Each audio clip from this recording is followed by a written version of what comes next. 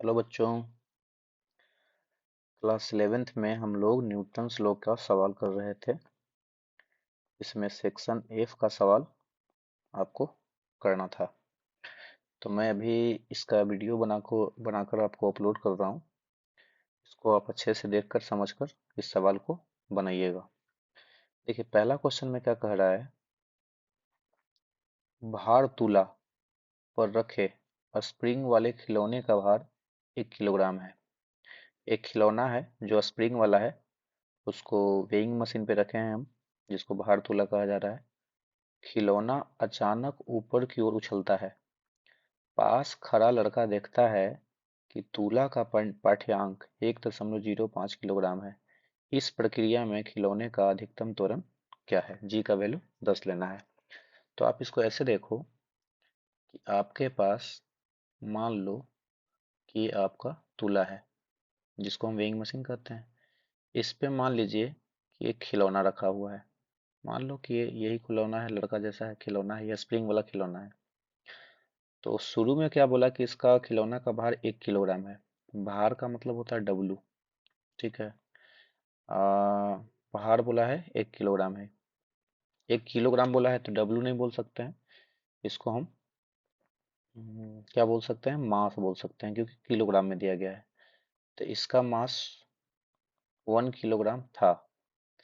ये नाप के नहीं बताया जा रहा है, यहाँ पे लिखा हुआ है भार तुले पे रखे स्प्रिंग वाले खिलौने का भार 1 किलोग्राम है। मतलब इस खिलौने का, ये खिलौना है, इस खिलौने का भार 1 किलोग्राम दिया गया है। ठीक बात है। तो ये खिलौना इस वेइंग मशीन पर कितना फोर्स लगा रहा होगा। तो ये फोर्स आप समझ पाते रहे होंगे। फोर्स लगाएगा कितना, फोर्स का वैल्यू हम बोल सकते हैं कि ये mg के बराबर होगा। और ऊपर क्या लगेगा, नॉर्मल। तो यहाँ पे आपको क्या दिख रहा है कि नॉर्मल का जो वैल्यू होगा वो mg, एम कितना दिया है, 1 किलोग्राम। यानी कि 1 × g। और 1 × g का मतलब g, ये न्यूटन में आया। ठीक बात है। इसका रीडिंग अगर निकालेंगे तो रीडिंग क्या आएगा, n/g। n का वैल्यू g है और नीचे भी g है, जी कट गया, इसका वैल्यू कितना आया, 1 किलोग्राम, जो कि पहले बताया गया था। चलिए, कोई दिक्कत नहीं है, जो बोला गया वो सही चल रहा है सब कुछ। सवाल अब शुरू होता है। खिलौना अचानक ऊपर की ओर उछलता है। अब बताओ, ये खिलौना ऊपर की ओर उछला होगा, ये अपने आप तो उछला नहीं होगा, और स्प्रिंग वाला खिलौना है। इसका मतलब इस खिलौना को नीचे की तरफ कोई तो दबाव मिला होगा, जिसके वजह से ये दबा होगा, फिर छोड़ा होगा तो ये उछला होगा। तो बताइए, जब ये खिलौना अचानक ऊपर उछलेगा, इसका मतलब इस पे नीचे की ओर कोई बल लगेगा, तभी ऊपर उछल सकता है। और नीचे की ओर बल लगेगा, उस समय जब देखा पास खड़ा लड़का, तो उसका पाठ्यांक कितना मिला, 1.05 किलोग्राम। पहले कितना था, 1। अब कितना है, 1.05 किलोग्राम। इसका मतलब नीचे लगने वाला बल का मान बढ़ गया होगा। और ये उछला कहाँ है, ऊपर। तो नीचे अगर बल का मान बढ़ा होगा तो इस नापता किसको है, नॉर्मल को। तो हम यहाँ से क्या लिख सकते हैं, अब इसका जो नॉर्मल है वो 1.05 जी के बराबर है। ठीक बात है। अब इसी से ना रीडिंग आएगा। अब यहाँ से अगर ये नॉर्मल है तो नॉर्मल ऊपर की ओर लग रहा है, उछल भी ऊपर की ओर लग रहा है। तो मान लीजिए कि कितना त्वरण से उछलता है, ए से। तो हम इसका अगर इक्वेशन लिखना चाहें तो नॉर्मल फोर्स ऊपर है और नीचे लगेगा mg। mg का जो मान है, m था कितना, m का वैल्यू था 1 किलोग्राम। तो मास कभी बदलता नहीं है। तो यहाँ से हम इसका इक्वेशन क्या लिखेंगे कि n लग रहा है ऊपर और नीचे लग रहा है 1g, आई जा रहा है कहाँ, ऊपर। तो n-1g बराबर m है। तो यहाँ से n का वैल्यू आपको दिख रहा है, यानी कि 1.05g अब माइनस जी बराबर m इंटू ए। एम का वैल्यू भी 1 है तो आप 1 लिख सकते हैं। आप इसको g को कॉमन करेंगे तो कितना हो जाएगा, 1.05 माइनस 1। ये बराबर में क्या लिखेंगे, m का वैल्यू 1, यानी कि a बच जाएगा। तो a का जो वैल्यू है आपको दिख गया। a का वैल्यू कितना आया, 1.05 में से 1 घटाएंगे तो आएगा 0.05। और जी का वैल्यू हम लेंगे 10, तो इसको गुना करेंगे तो कितना आ जाएगा, 0.5 मीटर पर सेकंड स्क्वायर। ठीक बात है। तो आप अच्छे से इस सॉल्यूशन को देखिएगा, अगर आपको समझ में आ जाता है तो ठीक है, नहीं तो फिर आपको ऑफलाइन क्लास में बताया जाएगा, फिर से दोबारा भी आपको हम बताएंगे। लेकिन ये सॉल्यूशन आप देख के समझ पाएंगे तो अच्छे से एक बार सुनिए, एक बार सुनिए, 2 बार सुनिए। देखिए, यहीं पे थोड़ा कन्फ्यूजन होगा। हम फिर से एक बार डायग्राम को आपको समझा देते हैं, कैलकुलेशन तो आपको दिख ही रहा है। देखिए, डायग्राम को अच्छे से समझिए, क्वेश्चन बन जाएगा। क्या बोला था कि आपके पास एक वेइंग मशीन है जिसको भार तोलना, इस पे एक मान लीजिए इस तरह का खिलौना रखा गया, ये स्प्रिंग वाला खिलौना है। और स्टार्टिंग में देखा गया कि इसका मास 1 किलोग्राम है। ये किलोग्राम देखा नहीं गया, 1 किलोग्राम है ही इसका मास। क्या बोला है, 1 किलोग्राम है। तो अगर इसका मास 1 किलोग्राम है तो ये वजन भी 1 किलो कर रहा होगा। इसका मतलब नीचे क्या लग रहा होगा, 1 जी। ऊपर क्या लग रहा होगा, एन। एन का वैल्यू 1 जी के बराबर होगा, क्योंकि रीडिंग बराबर हम जानते हैं कि n/g होता है। तो ये 1 जी/g करेंगे तभी तो 1 आएगा। ठीक बात है यहाँ तक। अब क्या बोला कि जो खिलौना अचानक ऊपर की ओर उछलता है, अगर ऊपर की ओर उछल रहा है, इसका नेट फोर्स ऊपर जा रहा होगा तभी ऊपर उछला होगा। मान लीजिए कि उछला, जिसका त्वरण कितना था, ए। अब यही ए का हमको वैल्यू पूछा है कितना हो सकता है। तो जब उछला था तब इसका तुल्यांक का जो रीडिंग था कितना आ गया, 1.05। तो हम इसको क्या लिखेंगे कि एन ऊपर जा रहा है, तो एन का वैल्यू हम किसके बराबर कर लेंगे, 1.05। ठीक बात है। इंटू जी, एन बराबर एम जी होता है, तो इतना हो गया। और नीचे कितना लग रहा है पहले से, तो 1 जी। अब बराबर क्या लिखेंगे, 1 इंटू ए, मास इंटू एक्सलेशन। इसको सोल्व कर दीजिए, ए का वैल्यू आपको मिल जा रहा है। ठीक बात है। चलिए, अब आते हैं अगला क्वेश्चन पे। क्वेश्चन नंबर 2 देखिए क्या कह रहा है।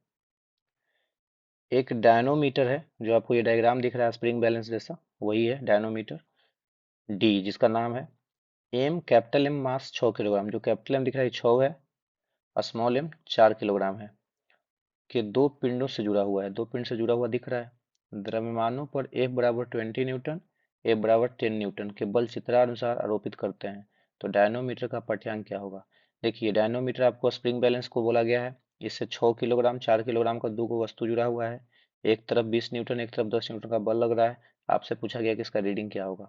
तो सबसे पहले क्या करो कि आप पूरा सिस्टम का त्वरण देखो। इधर 20 न्यूटन, इधर 10 न्यूटन, तो नेट फोर्स कितना हो गया, तो नेट फोर्स हो गया 20 - 10 10। ठीक है। आप यहाँ से कॉमन एक्सेलरेशन निकालिए, कॉमन एसी, एसी का मतलब कॉमन एक्सेलरेशन पूरा ऑब्जेक्ट का। तो नेट फोर्स 10 इधर जाने वाला है, तो ये सब इधर चलेगा। तो ए बराबर क्या लिखते हैं, एफ नेट बटा एम। तो एफ नेट है 10, और टोटल मास कितना लेंगे, 6 × 4 = 10। ये इसको हम आइडियल मानते हैं मासलेस, तो 6 × 4 = 10। 10 10 कितना हो गया, 1 मीटर पर सेकेंड स्क्वायर। ठीक बात है। अब आपको रीडिंग चाहिए तो एक एक ऑब्जेक्ट को देख लीजिए। अगर हम 20 किलोग्राम के ऑब्जेक्ट को देखें, सॉरी 20 नहीं, 6 किलोग्राम के, तो इधर लग रहा है 20 न्यूटन, इधर लगेगा टेंशन, जिसको रीस्टोरिंग फोर्स भी बोल सकते हैं आप। ये चल रहा है किधर, ए कितना से, त्वरण से। इसका इक्वेशन क्या बनेगा, 20 - t बराबर 6। ए का मान कितना 1 आया है, तो 20 - t बराबर 6। तो टी को इस तरफ लाइए, 6 को इस तरफ लाइए, तो कितना आया, 14 न्यूटन। ठीक बात है। अगर न्यूटन में दिया है, देख लीजिए आंसर, न्यूटन में 14 न्यूटन तो सही है। अगर किलोग्राम में देता तो 14 को डिवाइड करते किससे, जी से। ठीक बात है। अब यहाँ पे देखिए, यहाँ पे इस ऑब्जेक्ट से भी आप देख सकते हैं। देखिए, हम आपको इससे भी बता रहे हैं। अगर हम छोटा वाला लें 4 किलोग्राम के ऑब्जेक्ट का, तो इधर लगा है 10, इधर लगेगा टेंशन, चलेगा इधर ही। तो इक्वेशन क्या बनेगा, t - 10 बराबर 4 × 1। 10 को इस तरफ ले जाइएगा तो 10 और 4 14। तो दोनों से आंसर आपका सही आ रहा है। ठीक बात है। तो ये भी क्वेश्चन आपको समझ आया होगा। चलिए अगला क्वेश्चन पे आते हैं। नेक्स्ट क्वेश्चन देखिए।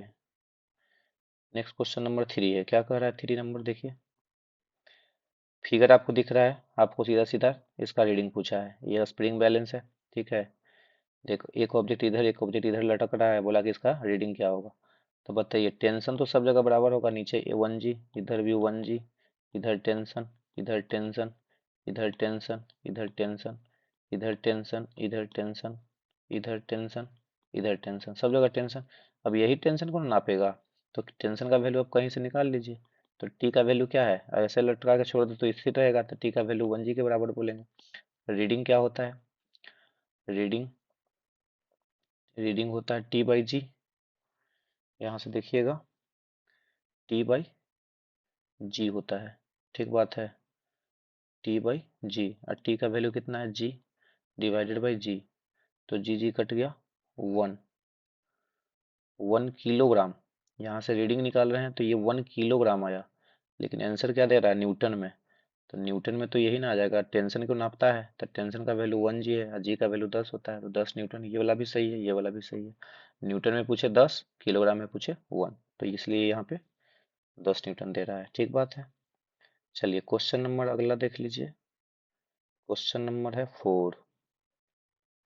क्वेश्चन नंबर 4 क्या कह रहा है, एक स्थिर लिफ्ट तथा नियत त्वरण ए से नीचे की तरफ गति कर रही लिफ्ट में आदमी के भारों का अनुपात 3:2 है, तो ए का मान क्या होगा। देखिए इसमें दो कंडीशन बोला है। सपोज कीजिए कि ये आपके पास लिफ्ट है, ठीक है। जब लिफ्ट स्थिर है, स्थिर है का मतलब इसका एक्सेलरेशन 0 है।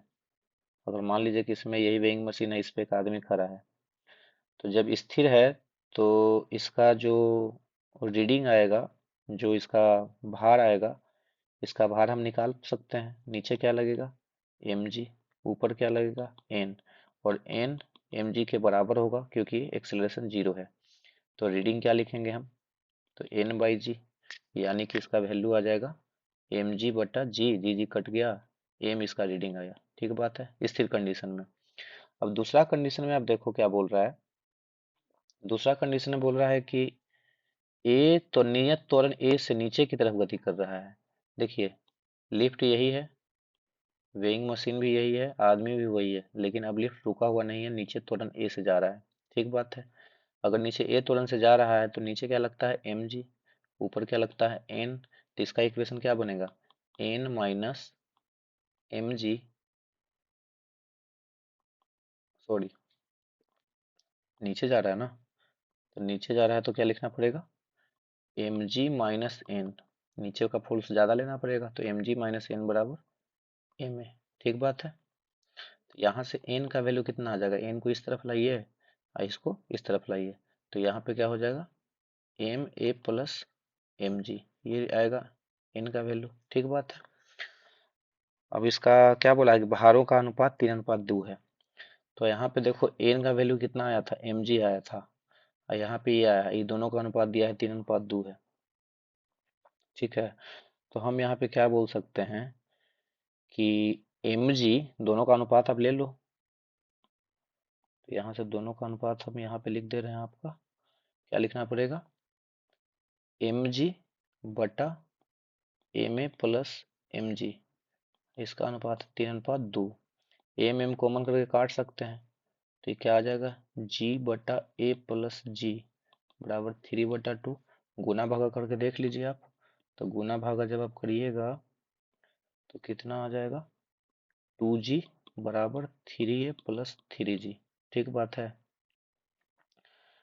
3a को आप इधर ही रहने दीजिए, आप इसको इस तरफ ले आइए। ठीक बात है।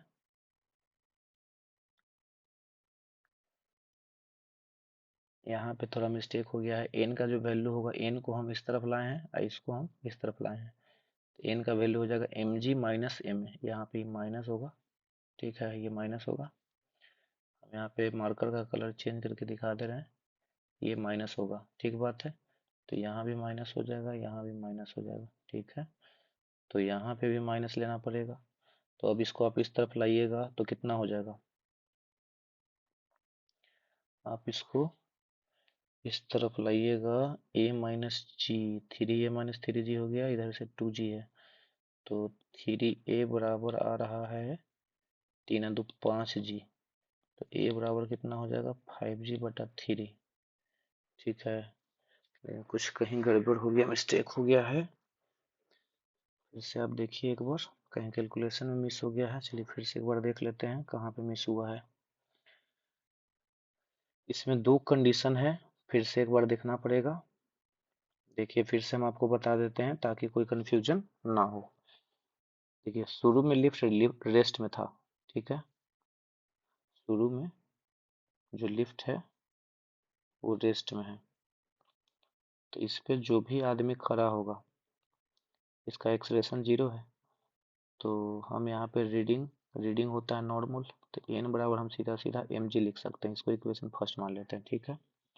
दूसरा कंडीशन में बोला है कि ये लिफ्ट कहाँ जा रहा है, नीचे की ओर जा रहा है। ठीक है, यहाँ पे लिखा हुआ है नियत त्वरण ए से नीचे की तरफ जा रही लिफ्ट, गति कर रही लिफ्ट में आदमी का भार का अनुपात 3:2 है। तो जब ये नीचे ए से जा रहा है तब इसका इक्वेशन क्या बनेगा, ई एम जी लगेगा और ऊपर एन होगा। तो यहाँ पे एम जी माइनस एन बराबर एम ए हो जाएगा। ठीक बात है। यहाँ से आप एन निकाल लीजिए, तो एन बराबर क्या हो जा रहा है, M G minus M A हो रहा है। इसको आप इक्वेशन 2 मान लीजिए। ये फर्स्ट केस का रीडिंग है, ये सेकंड केस का रीडिंग है। ठीक है, इसको एन वन इसको एन टू मान लीजिए, दोनों का अनुपात लीजिए, एन वन बटा एन टू। इसी का वैल्यू दिया है 3/2। अब एन वन एन टू का मान पुट कर लीजिए। तो देखिए हम यहाँ पे पुट करते हैं। एन वन कितना आया है, एन वन का वैल्यू आया है एम जी, और एन टू का वैल्यू आया है M G minus M A. इसका मान है 3/2। एम एम एम कैंसिल हो गया, 2 से गुना कर दिए, 3 से गुना कर दीजिए, तो क्या आ जाएगा, 2g बराबर 3g माइनस 3 है। ठीक बात है। तो यहाँ से आपको क्या दिख रहा है कि 3a का वैल्यू जो आ रहा है, 3a को इस तरफ ले आएंगे और इसको इस तरफ ले जाएंगे, तो यहाँ पे बचेगा g। तो a बराबर कितना आया, g/3। ठीक है, a का मान g/3। हाँ देखिए अब इसका आंसर आ रहा है g/3। क्वेश्चन नंबर 4 ही था, g/3 आपका दिख रहा है। तो आप अच्छे से इसको देख लीजिएगा, आपको सब कुछ क्लियरली दिख रहा है। ठीक है, उस पिछला बार कुछ माइनस प्लस में मिस हो गया था। चलिए अगला क्वेश्चन देखते हैं।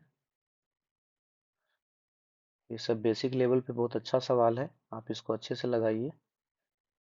देखिए क्वेश्चन नंबर 5 देखते हैं। क्वेश्चन नंबर 5 क्या कहता है, लिफ्ट की छत से लटकी हुई स्प्रिंग तुला से 2 किलोग्राम द्रव्यमान की वस्तु लटकी हुई है। यदि लिफ्ट गुरुत्वीय त्वरण जी के बराबर त्वरण से नीचे गति करे तो स्प्रिंग तुला का पाठ्यांक क्या होगा। देखो एक लिफ्ट बोला है, मान लो कि एक लिफ्ट है। ठीक है, इसके छत से एक स्प्रिंग बैलेंस लगा हुआ है। ठीक है, यही स्प्रिंग बैलेंस है, और नीचे में इसके 2 किलोग्राम का एक ऑब्जेक्ट, कितना है, 2 किलोग्राम का एक ऑब्जेक्ट लटका हुआ है। और लिफ्ट कहाँ जा रहा है, 2 kg का ऑब्जेक्ट है, लिफ्ट नीचे जा रहा है जी से। तो बोला कि इसका तुल्य मतलब रीडिंग क्या आएगा। तो मतलब ये नीचे लगेगा 2g, ऊपर लगेगा टेंशन, और ये जी से नीचे जा रहा है, इसका मतलब 2g माइनस टी बराबर 2g। एम इन टू ए का मान जी है, नीचे लगा कितना 2g, ऊपर लगा टेंशन, तो नीचे जा रहा है तो 2g माइनस टी लिखेंगे, मास इंटू एक्सेलरेशन, तो मास है 2, एक्सेलरेशन है g। तो यहाँ पे t का वैल्यू कितना आया, तो t का वैल्यू तो 0 आ गया, तो इसका रीडिंग 0 आएगा, तो इसका आंसर 0 है। ठीक बात है। चलिए क्वेश्चन नंबर 6 देख लीजिए। क्वेश्चन नंबर 6 क्या कहता है, एक व्यक्ति लिफ्ट में रखी हुई भार मापने की मशीन पर खड़ा है। जब लिफ्ट स्थिरावस्था में है तब उसका पाठ्यांक 40 किलोग्राम है। यदि लिफ्ट 2 मीटर पर सेकंड स्क्वायर के त्वरण से ऊपर की दिशा में गति करती है तो मशीन का पाठ्यांक क्या होगा। देखिए जब लिफ्ट स्थिर है, जब स्थिर रहता है तो एन का वैल्यू एम जी के बराबर होता है। ठीक है, तो इसका रीडिंग 40 किलोग्राम है, मतलब आर बराबर एन बाई जी होगा, और इसका मान है 40 किलोग्राम। ठीक है, अब बोल रहा है कि जो लिफ्ट है वो कैसे गति कर रहा है, तो 2 मीटर पर सेकंड स्क्वायर से ऊपर की ओर गति कर रहा है, 2 मीटर पर सेकंड स्क्वायर से। अब मान लीजिए कि यही मशीन था, यही आदमी था, तो नीचे क्या लग रहा होगा, एम जी, एम कितना दिया है 40 किलोग्राम, क्योंकि स्थिर अवस्था में जो होगा वही उसका मास होगा, तो 40g। ऊपर क्या लगेगा, एन जा रहा है ऊपर, तो इक्वेशन क्या लिखेंगे, एन माइनस 40g बराबर 40 × 2। ठीक बात है। तो यहाँ से एन का मान कितना आ जाएगा, 40 × 2 = 80, और 40 × 10 400 प्लस 400, तो कितना होगा 480। तो रीडिंग बराबर क्या होगा, एन बाई जी, एन आया 480 बटा जी का मान 10, तो कितना आ गया 48 किलोग्राम। देखिए आपका आंसर 48 किलोग्राम है।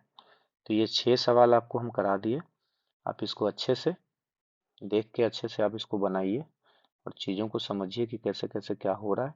अगर ये समझ में आता है तो इसके बाद सेक्शन बी में 7 8 9 3 सवाल बाकी है, आप इसको ट्राई कीजिए, नहीं बनेगा इसको भी आपको बताया जाएगा। उसके बाद जी सेक्शन में भी आपको 3 सवाल है, इसको भी